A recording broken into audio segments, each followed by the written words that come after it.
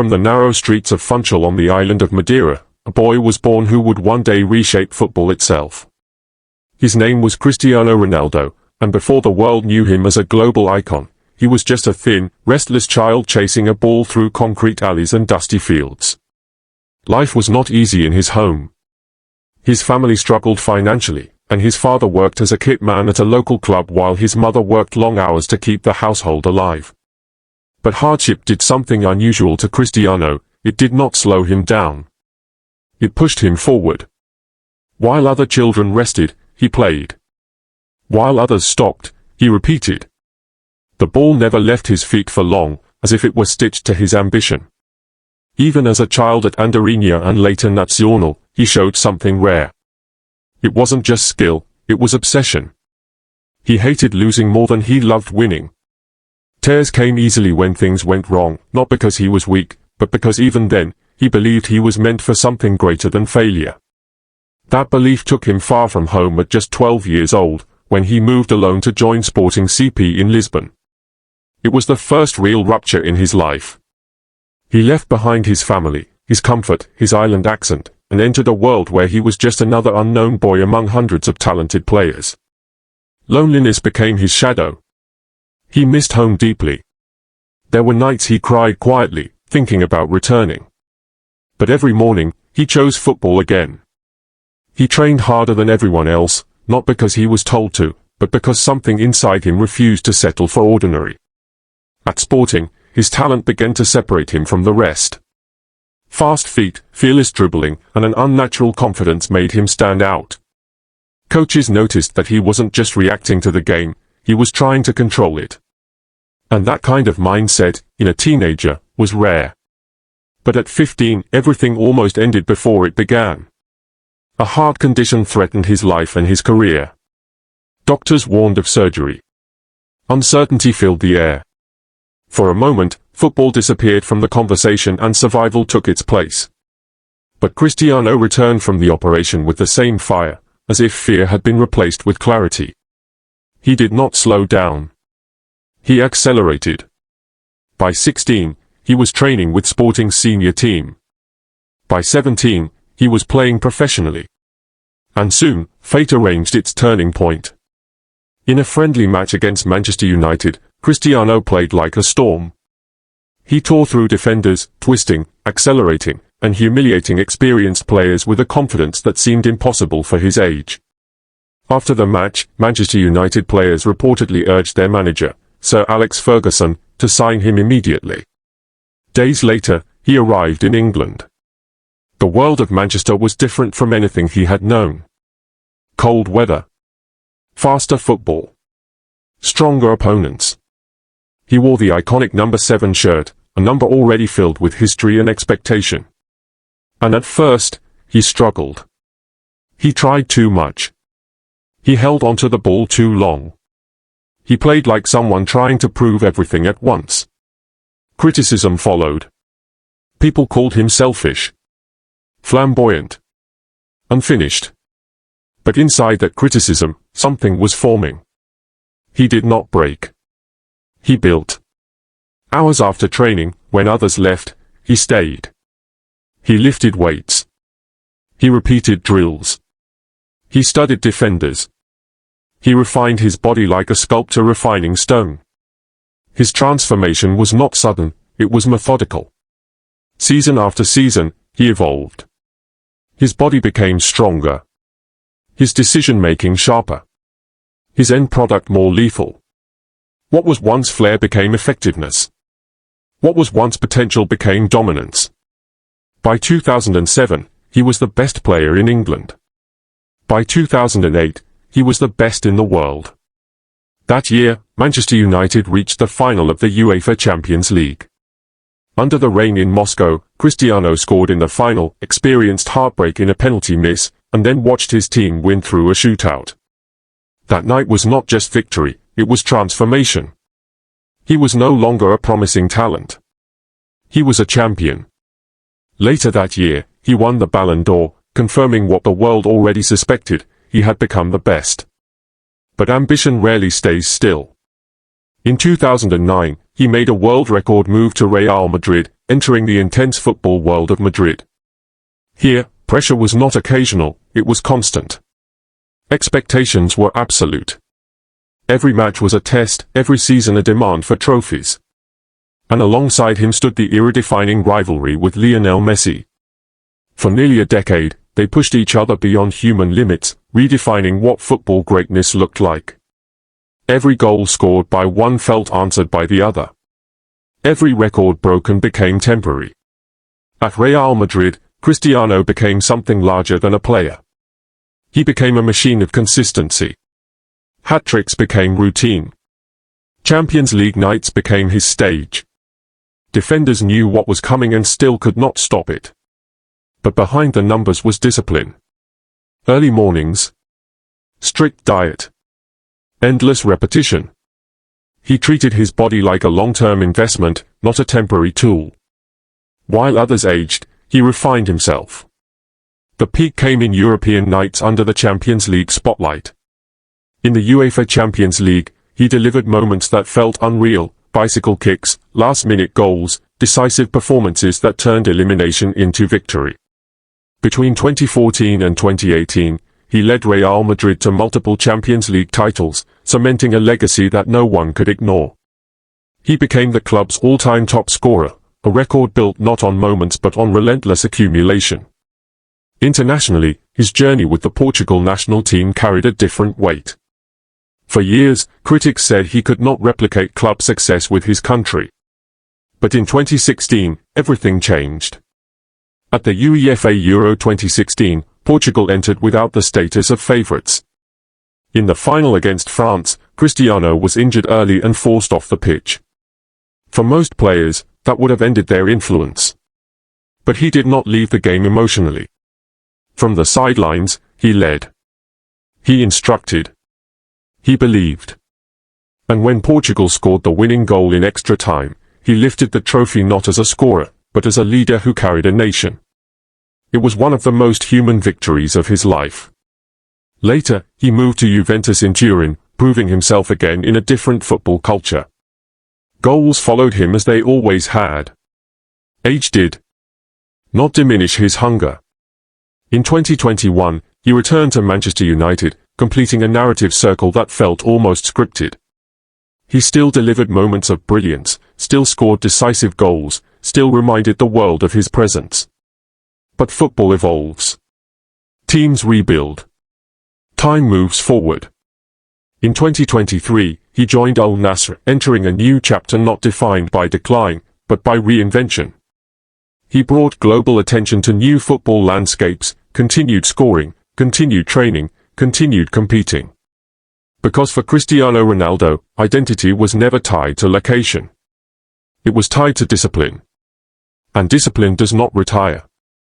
From a boy in Madeira with no certainty, to a man who conquered England, Spain, Italy, and the world stage, his story is not simply about football. It is about repetition, obsession, pain, adaptation, and refusal to accept limits. He did not become great by accident. He became great by refusing anything less. And even now, as his journey continues, one truth remains: Cristiano Ronaldo did not just play the game. He changed what it means to dedicate a life to it. From the narrow, winding streets of Funchal on the island of Madeira, a boy was born into a world that did not promise him anything. His name was Cristiano Ronaldo dos Santos Aveiro, and his story did not begin with luxury, comfort, or opportunity. It began with struggle. His father worked as a kit man at a local football club, carrying equipment for others who had already achieved what he could only dream of. His mother worked endlessly to keep the family alive, often sacrificing her own needs so her children could eat. Money was scarce, but something else was abundant in that home: belief, even when life gave little reason for it. Cristiano grew up chasing a ball through concrete streets and uneven ground, where talent meant nothing without persistence. He was not the strongest child, not the biggest, not the most protected. But he was the one who never stopped playing. When others rested, he continued. When others went home, he stayed. Football was not just a game to him, it was escape, identity, and obsession. From the beginning, there was something different about him. Not just skill, but hunger. A refusal to accept limitation. He would cry after losing, not out of weakness, but because failure felt personal. Even as a child, he believed he was meant for something beyond the boundaries of his surroundings. That belief took him to Sporting CP in Lisbon at just 12 years old. It was the first major separation of his life. He left his family, his island, his comfort, and entered a world where he was just another unknown boy among hundreds of talented players. Loneliness became part of his daily life. He missed home deeply. He struggled with isolation. There were nights when the weight of it all made him question his path. But every morning, he returned to training. Not because it was easy, but because he had already decided quitting was not an option. At Sporting, his talent began to surface clearly. He was fast, fearless, unpredictable. He took risks others would avoid. Coaches noticed not just ability, but obsession. He did not train like someone trying to improve, he trained like someone trying to become the best in existence. At 15, everything nearly ended. A heart condition threatened his life and his career. A surgery followed. Fear surrounded him, but something inside him remained unchanged. Within weeks of recovery, he was back on the pitch, as if nothing could interrupt what he believed was destiny. By 16, he trained with the first team. By 17, he played professionally. And soon after, destiny opened a new door. In a friendly match against Manchester United, Cristiano performed with a level of brilliance that stunned everyone watching. He dribbled, accelerated, and dismantled defenders with a confidence that seemed impossible for his age. After the match, Manchester United players reportedly urged their manager, Sir Alex Ferguson, to sign him immediately. That moment changed everything. He moved to England. But England was not kind at first. At Manchester United, he entered a world of speed, physicality, and pressure. He wore the iconic number 7 shirt, a symbol previously worn by legends. The expectation was immediate: perform, or disappear. At first, he struggled. He tried too much. He overdribbled. He lost possession. Critics called him selfish, inconsistent, immature. The world saw talent without discipline. But what they did not see was what was happening behind the scenes. While others rested, he trained. While others recovered, he repeated drills. While others celebrated small success, he studied his mistakes.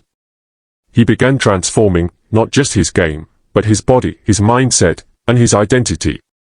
He built muscle. He increased speed. He refined technique. But most importantly, he developed discipline. The transformation was not immediate, but it was unstoppable. Season by season, he evolved. What was once flair became effectiveness. What was once raw potential became controlled destruction. Defenders who once mocked him began fearing him. By 2007, he was the best player in England. By 2008, he was the best player in the world. That year, Manchester United reached the final of the UEFA Champions League. In Moscow, under heavy pressure and rain, Cristiano scored in the final. He also missed a penalty in the shootout, experiencing heartbreak in the same moment as glory. But football, in its unpredictable nature, gave him redemption. Manchester United won. He collapsed in emotion, not just because he had won, but because everything he had endured finally made sense. Later that year, he won the Ballon d'Or, becoming the best player in the world. But greatness does not allow rest. In 2009, he made a world record move to Real Madrid in Madrid. A new challenge. A new pressure. A new identity to build. Madrid was different. Expectations were not high, they were absolute.